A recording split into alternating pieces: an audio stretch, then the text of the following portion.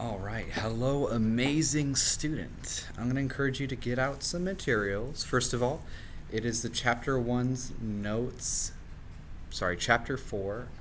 packet. I'm going to also encourage you to have a graphing calculator ready. It's required. A couple of highlighters will be great, and also your writing utensil. If you also have a ruler, that would be incredible if you have a ruler or a straight edge available so you can take some good quality notes. And really, this will help you do well on or in chapter 4. So follow along, really pay attention to these details. I'm going to show you as closely as I can in detail how to use a calculator, a graphing calculator, to do chapter 4 statistics. So without further ado, we're going to go ahead and begin. Start by writing your name, please, at the top of your packet. If your paper looks like this, that's wonderful. We're going to answer the bottom question here. Otherwise, your paper will probably look like this.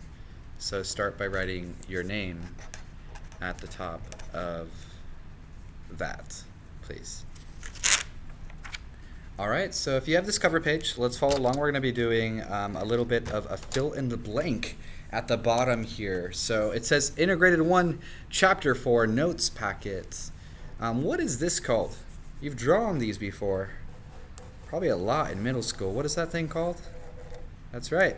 That is called the line of best fit. It's just a line that you can draw that would go through your data, right? All of these different dots are data points that you can either collect or are provided to you. But if it has some sort of trend like this, where it's increasing, probably moderate data, you can draw a line through it if it's linear. So many people can draw a line differently. For example, this first page gives you a set of data that's increasing. Some people might want to draw a line of best fit that looks like this. Otherwise, you might draw a line that's more angled this way. Well, that's how it is with statistics. It's not going to be perfect until it is. So this line right here, it might be the most accurate, but let's fill in the blanks on the bottom of this page. What does it say? The line of best fit, or I should say a line of best fit, is an educated guess about where a linear equation, y equals mx plus b, which just means a line, might fall in a set of data plotted on a scatter plot. That means this might be the trend line of how it's growing, or maybe the black one is. It's an educated guess of how it's growing. But we're going to be working on chapter 4. For chapter 4, we're going to be working on something called the LSRL. The what? The LSRL. Write this down. The LSRL, this is very powerful for statistics, aka also known as the least, write this down, Squares Regression, LSRL. So LSRL would be the least squares regression line. Is the perfect, is the what? The perfect, highlight that. It's the perfect line of best fit. Now, how do we find the perfect line of best fit? Right here, your graphing calculators. So I'm going to go ahead and start with this page right here. If you can flip to the next page here, we're going to do some problems by hand and also with a calculator. So let's begin. Follow along. Lines of best fit, linear regression. When mathematical models are used in the real world, we often don't have data that falls on perfect lines. Most of the time, we want to find the line of best fit, or the line that best fits the data. Why do we do this? It's to make predictions. Now check this out. Exercise 1. A biologist is studying the relationship between a tree's diameter and its height. Okay, let's underline the most important details of this problem. A biologist is studying a tree, its diameter compared to its height. She records the following data for 7 different trees, as shown below. So let's label the top value the x, and let's label the bottom portion of the table the y. Now these could be switched. It's all right to switch them, but for this purpose, let's label the top as x and the bottom as y. So tell me, how tall is a tree that is 6 inches in diameter? Right there, 22 feet tall. How tall is the tree that is 8 inches in diameter? 29. These are based on just example trees. So for letter A, we're going to have to create a scatter plot of the data. This means these are just various tree samples that she collected. And we're going to label the diameter as the independent variable, which is x, and the height as the dependent variable, which is y. So let's start by graphing all of these individual points. So label it x and y. Since we have only positive numbers, we're going to be dealing with just the first quadrant. That means we can label our graph like this. Now, what would you like to count by? If we count by 1, so I don't think we're going to be able to reach 29. We're definitely going to be able to reach 8, but not 29. So for the first axis, the x-axis, let's just go ahead and count by 1s. That would be fair. So you can label the first few numbers, or you can label them all. I'll just write down 1, 2, 3, 4, 5. At that point, we get what the pattern is. Okay, and for the y-axis, let's go ahead and count by, I think it would be fair to be counting by, let's see. If we counted by 2s, what would it be? 2, 4, 6, 8, 10, 12, 14, 16, 18, 20, 22, 24, 26, 28. I think we could count by 2s. That would be very accurate. So we're going to count by 2s to be able to do a prediction. I think actually we might want to count by a smaller number because we want to figure out how tall these trees can get even if it's a bigger diameter. So let's go ahead and count by let's count by 4. Let's just count by 4. If everybody can count by the same number, that would be wonderful. So let's label it 4, 8, 12, 16. What's next? 20, 24, 28, 32, 36, 40, 44, 48, and again, you can label all of them if you want to, or just label the first few so we can see that we're counting by 4s. Could you have counted by 5s? Yeah, you could. But counting by smaller numbers gives us more accuracy. So let's go ahead and make sure to label all of these dots on our coordinate plane. So 2, 8, we'll put a dot there. Maybe a check mark to show that we've accounted for that. 3, 10. 3, 10 would be about right there.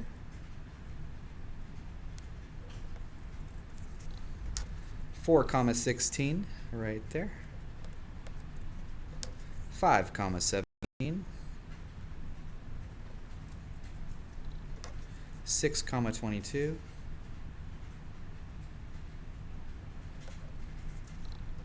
7, 20. Oh, a little shorter than the last one. So 27, 20. And 8, 29. So 8, 29 would be right there. All right. So it says write 2 ordered pairs that lie on your line. Oh, actually, I didn't read letter B yet. So letter B says, now once you've drawn those dots, it says to draw a line of best fit through the data. As the guide, try to have as many points of data fall above the line as below the line.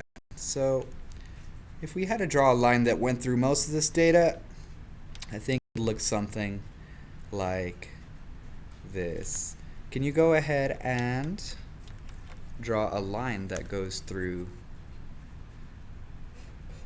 this data? I think my line is not that perfect, but again, we're not looking for perfection for this line. We're just looking for a line that would basically go through most of this data. If you use pencil, you can erase it and try to draw a line that goes through most of the data, but for this one, I think it looks pretty good. Okay. Letter C. Write down two ordered pairs that lie on your line. So, are there two dots that lie exactly on our line? I don't think there's any that are exactly on our line, but we're going to choose two that are the closest. So I'm going to choose 2, 8 was very close to our line. I'll write that down as 2, 8 right there. And also another dot that's really close to our line would be, let's try this one right here. Which one is that one? Yeah, that one was 6, 22. So if you chose two different dots,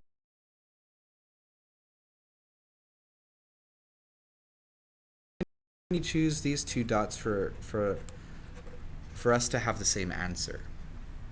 Meaning your line might be a little different than mine, but we're going to choose those two dots so that we have the same answer. Okay? Is it okay if we have different answers? Yes, because your line might be slightly different than mine, meaning you would have a different equation. So for letter D, it says determine the equation of our linear function using those 2 points that we chose. Basically, what we need to do right now is find the equation of this line. Okay, what would the equation be?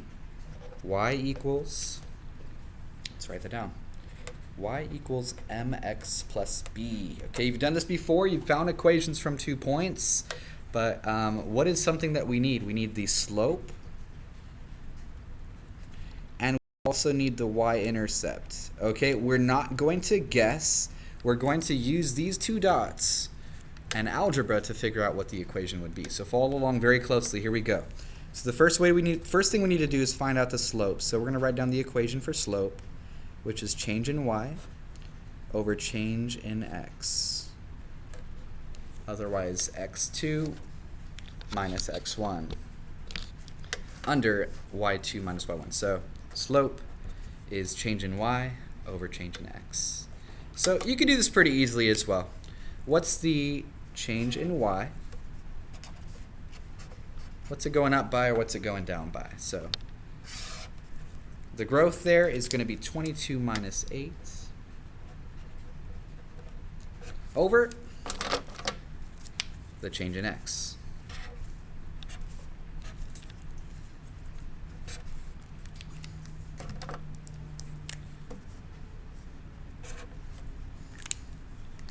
So that would be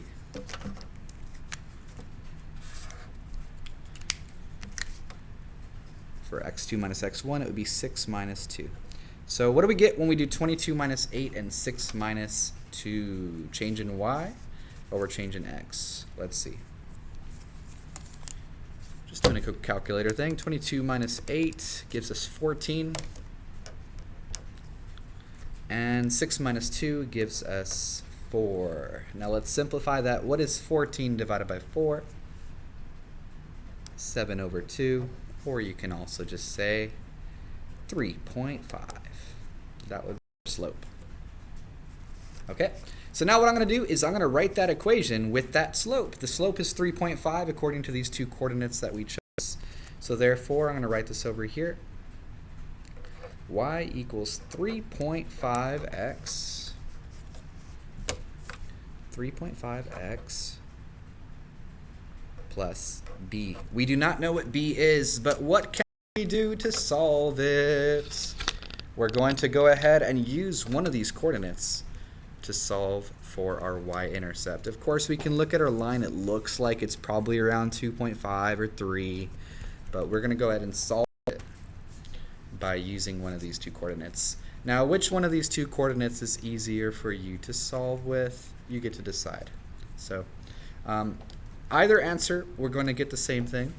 Either a coordinate, we're going to get the same answer. So I might as well use the smaller coordinate, which is 2, 8. So I'm going to take 2, 8, which I can highlight the same if I want to. I'm going to put the 2 where x is, and I'm going to put the 8 where y is. That's going to allow me to solve for the y-intercept. Okay, so here we go. Plugging that in, we're going to get 8 equals 3.5 times x, which x is 2, plus b. All right, now 3.5 times 2. We get 8 equals 3.5 times 2. What's that? That's 7. You could have done 7 over 2 times 2. 7 over 2 times 2 is still 7. And we get 7 plus b. Okay, now what do we do next? How do we get b by itself? That's right. We're going to go ahead and subtract 7 to both sides. To get b by itself, that's going to leave us with b equals 8 minus 7. 8 minus 7 happens to be 6. I will circle that. Oh, whoa, whoa, whoa. 8 minus 7 is not 6. What's my brain telling me? 8 minus 7 is? Yeah, 8 minus 7 happens to be 1. Please forgive me on that. We get b equals 1. So final answer. We have our y-intercept. We have our slope. So we're going to write down 3.5x plus 1. That's the equation of this line. You can go ahead and write it here and also write it on your prediction line. Remember, the slope is 3.5, the y-intercept is 1, so 3.5x plus 1. This is going to be our equation for the line of prediction, which is also known as the line of best fit. Okay, so let's use our equation now to make some predictions. It says in part E, using your linear function from part D, your equation that we came up with, estimate to the nearest foot the height of a tree given that its diameter is 14 inches. This type of calculation is called extrapolating. We are using a model to predict outside of our data set. What does this mean?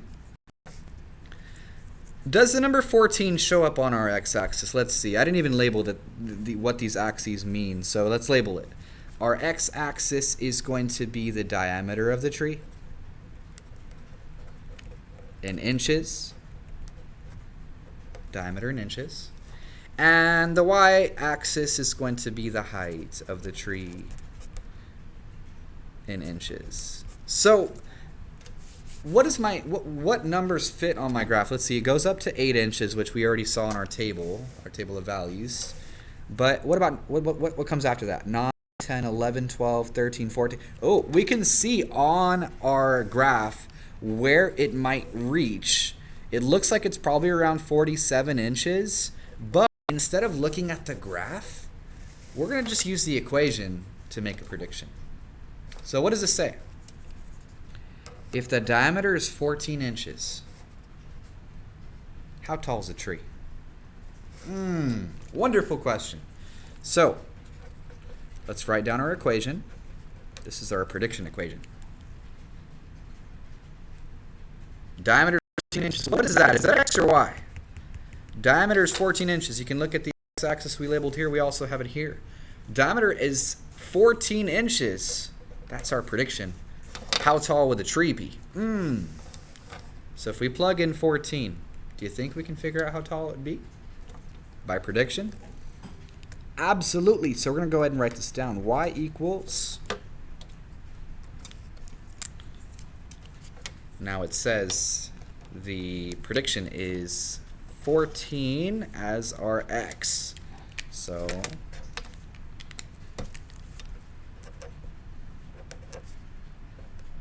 that's our x. Now what would it be, our prediction output? So I think I just wrote this down twice. Oh wow, forgive me. Now what am I going to replace x with? That's right, 14. So let's rewrite this now. Y equals 3.5 times 14 plus 1. Now right here, this is just a simple calculation that we have to do. In our calculators, we can go ahead and do that with the parentheses if we want to as well. We need to do 3.5 times 14 plus 1. 3.5 times 14 plus 1 happens to be 50 inches. So we can go ahead and write that down. We're going to get the answer of exactly 50. So our prediction, it says what is our estimate to the nearest foot, the height of the tree? We can say 50 inches. You see, my brain's making some mistakes today. The answer would be 50 feet tall. You can write that as a sentence if you'd like to, but our prediction is going to be 50. Now, could you make an assumption of how tall this tree might be? Of course, the graph if you look at the graph, 14, 50 looks like a reasonable answer. Now, could you make a prediction of how tall the tree might be if it was 35 inches in diameter, which doesn't fit on our graph? Absolutely. Can you make a prediction if it's 100 inches in diameter? Absolutely. What would you do? Simply use your equation to make that prediction. All right, let's flip our paper now.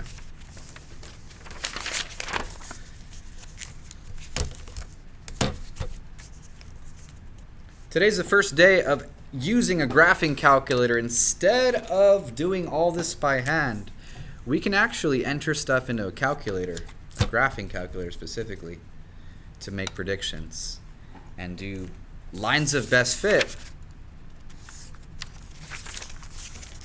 But not only a line of best fit, we're going to be able to do the LSRL, which is the perfect line of best fit. So, you know how we came up with the equation y equals 3.5x plus 1? That was our line of best fit. We're going to figure out the equation. The perfect equation for this data. Let's read. We will enter frequently into our calculator. This is very true. Today we will enter it in order to produce the equation of the line of best fit. Now this one, that one that we came up with, it's not perfect. Now any prediction line is not going to be perfect, but these numbers were based on our drawing. Our drawing is not perfect. We're going to be able to use a calculator to figure out the best, the perfect, the most incredible line of best fit that we can come up with, which is called the LSRL. So today we will enter it in order to produce the equation of the line of best fit, which will certainly fit the data better than any rough estimate that we create by hand. All right, so follow along. You really do have to have a graphing calculator ready. There are a couple things I'll show you that are very important. We'll practice it over the next couple of days as well. But we're going to consider for this exercise number 2, we're going to do one example before we go. It's going to be considering the same data that we had before. This is exactly the same data that we had before. But this time, we're going to be using our graphing calculators to come up with the equation, just exactly like you're going to do on your test. So the first thing is we have to follow these instructions that show up on our paper here. These instructions are here for you to refer back to at any time, but on the test you do have to memorize the steps that it takes to get to the answer. So I'm going to be showing you a few tricks. Listen very closely as we go over these tips and tricks. So check it out.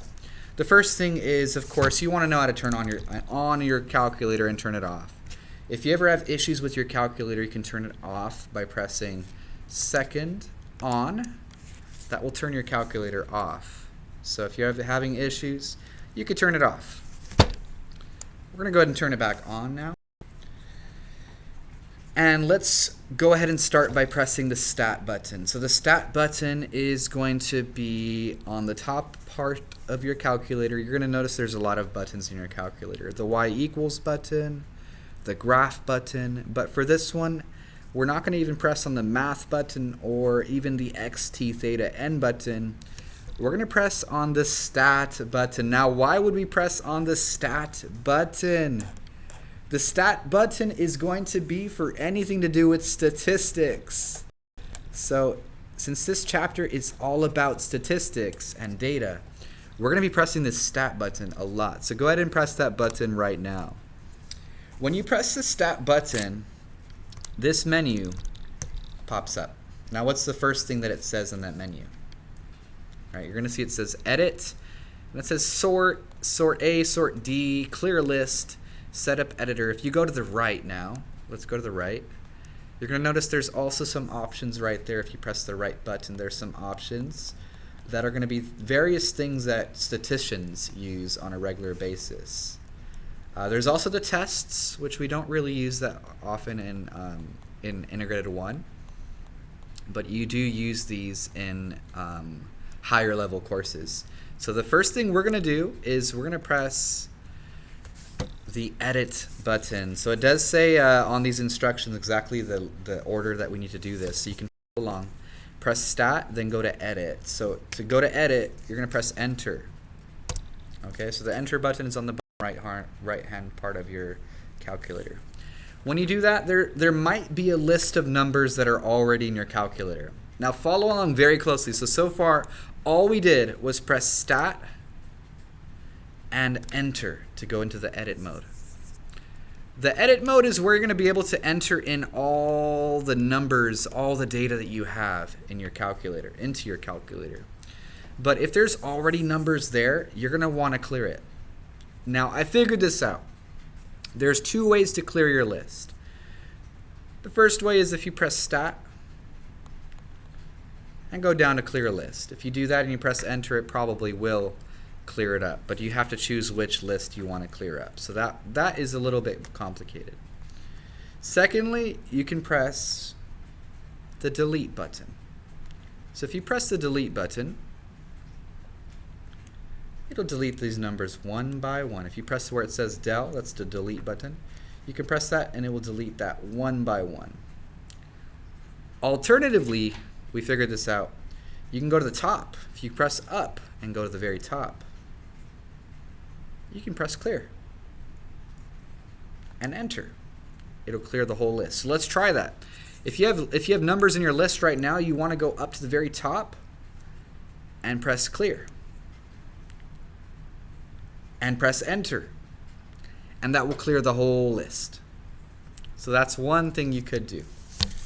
Alternatively, there's another thing we could do. We can reset the entire calculator. So I'm going to show you how to do that. You're going to press second.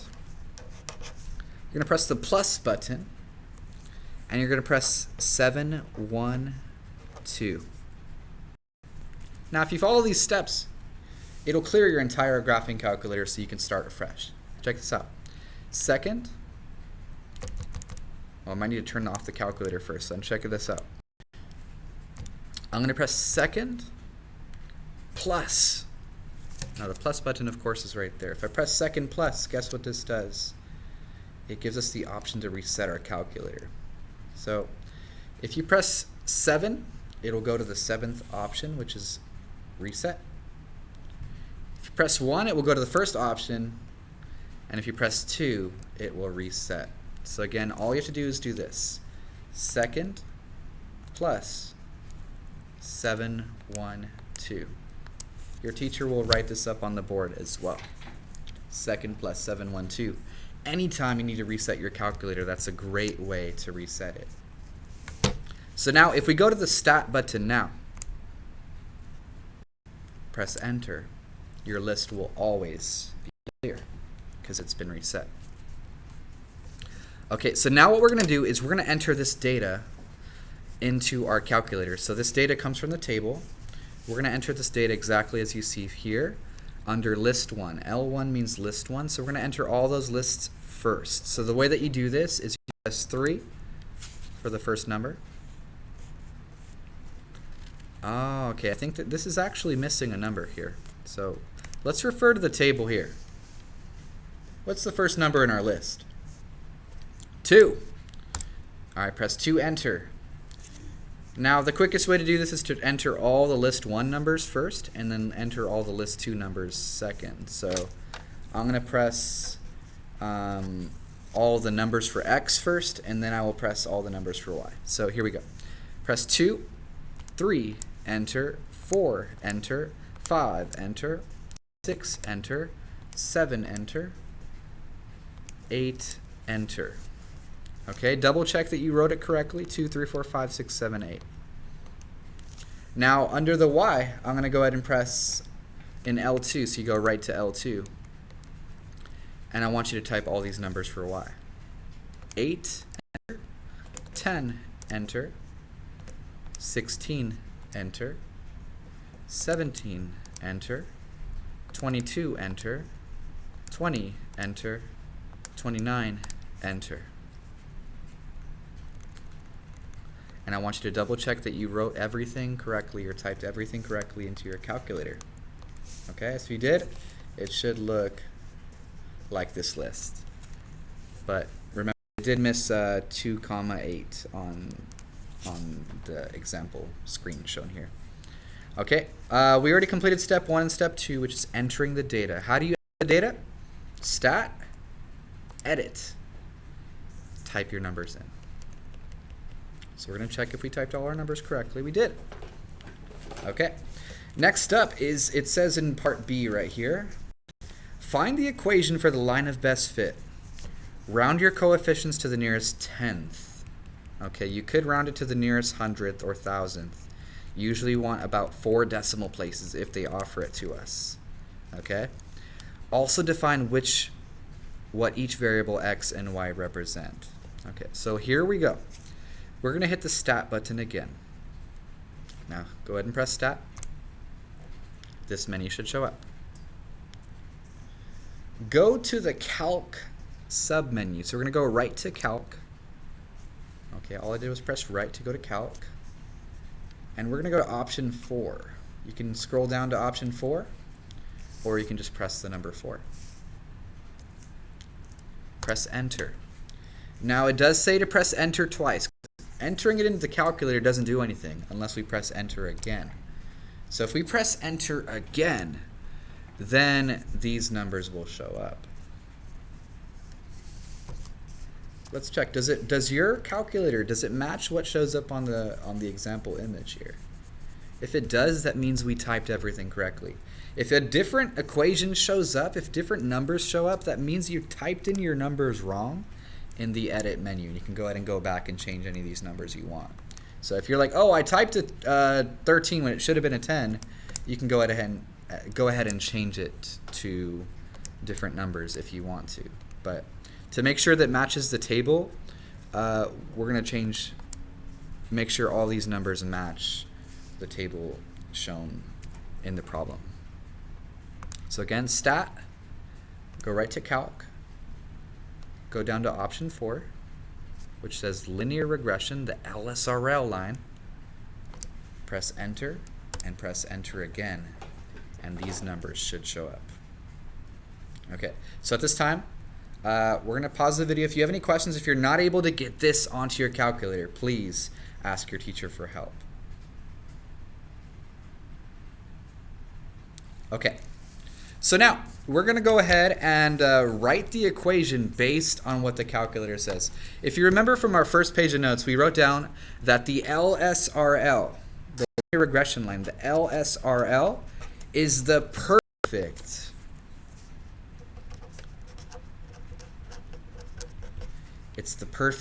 line of best fit. So that means you're going to notice the calculator actually tells you exactly how to write it. It does say ax plus b. Does this look familiar?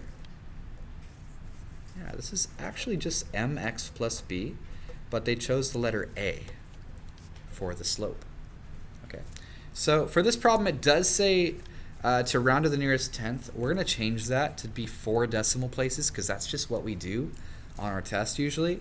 Your teacher might be fine with 2 decimal places or possibly even 1 decimal place, but for accuracy, we're going to write this down as 4 decimal places.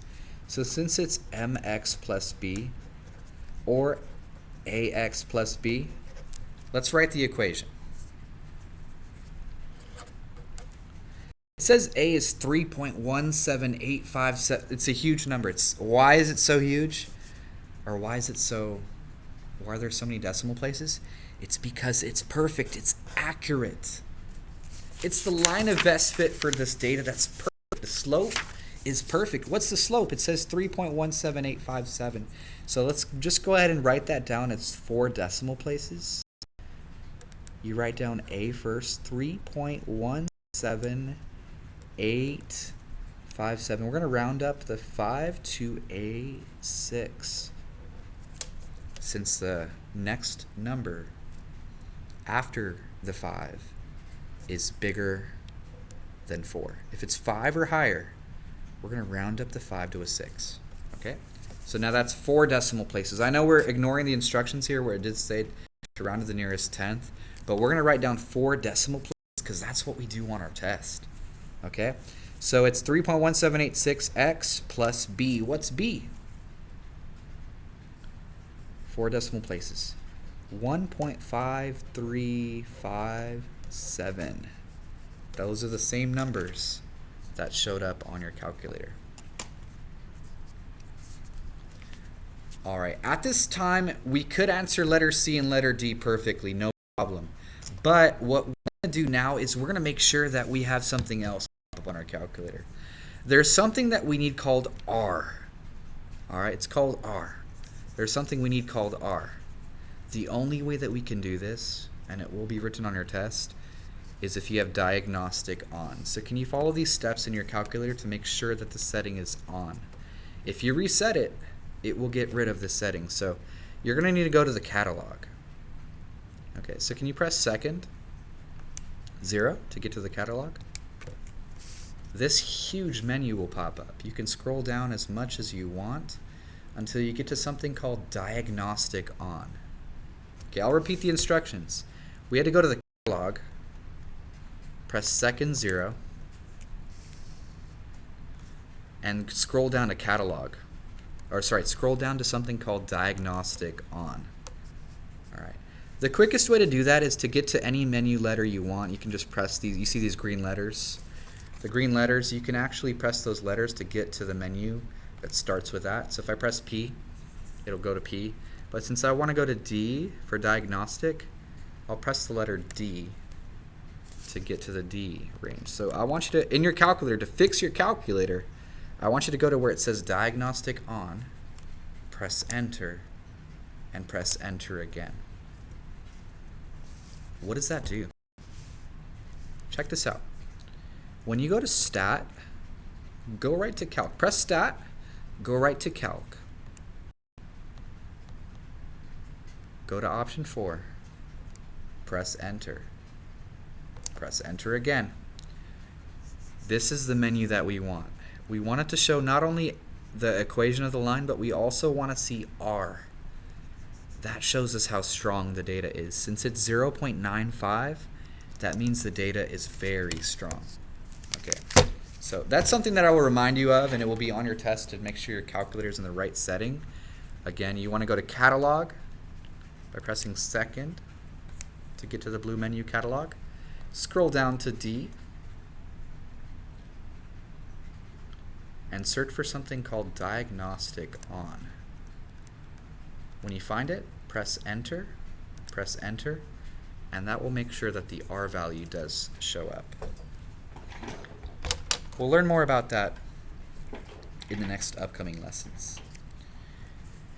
All right, let's answer letter C, and then we're going to be finished with this lesson. So it says for letter C, to the nearest foot, can you use your equation to find the height of a tree whose diameter is 14 inches? Remember, we already did this. We did this with the equation for 3.5x plus 1. But look at this. Our equation was a little bit off. This is the actual line of best fit. This is the perfect line of best fit. Remember, it's not 3.5x plus 1. That was just our guess. This is the perfect line of best fit. So we're going to use this equation to make a prediction of how tall the tree was. So can we go ahead and write that down as 3.1786 x, where x is 14.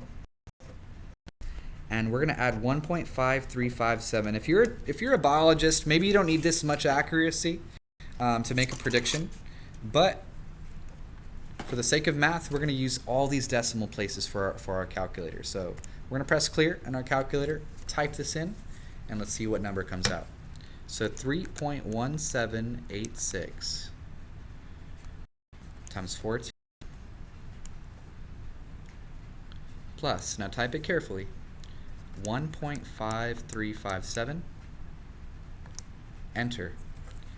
And this is how tall that tree is, the prediction, the perfect prediction based on the data we had previously.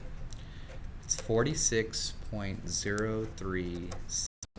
Now at this point we can go ahead and round this. This is approximately 46 feet tall. Approximately, we use the squiggly equal sign. So 46 feet tall would be the answer for this question. Now, what's next? Letter D does give us a slightly more difficult question. This one says for us to make a prediction to find out how tall the tree would be if it was 45 feet tall. Of course, if this one was 14 inches in diameter and 46 feet tall, we can guess that it's a little less than 14 inches. But we're going to use our equation.